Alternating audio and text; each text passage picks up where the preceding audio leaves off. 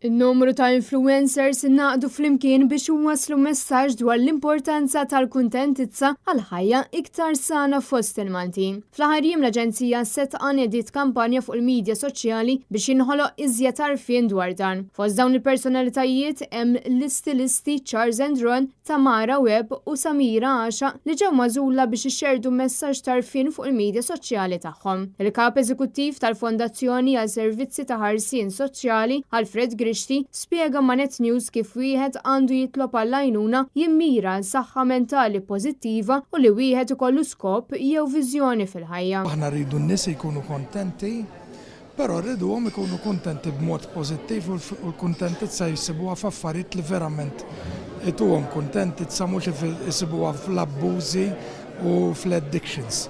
Din il-kampanja twassal ukoll messaġġi pożittivi oħra li jinkludu l-importanza li wieħed isib bilanċ fil-ħajja u l-importanza li dak li jkun ikollu appoġġ pożittiv li joffri sens ta' appartenenza. Xi ħaġa li tikkontribwixxi għal kuntentizza hija li l-persuna ssib skop jew sens fil-ħajja għaliex li wieħed ikollu skop fil-ħajja jimmotivana biex nibnu l-ħajja li rridu u nilħqu l-għanijiet tagħna.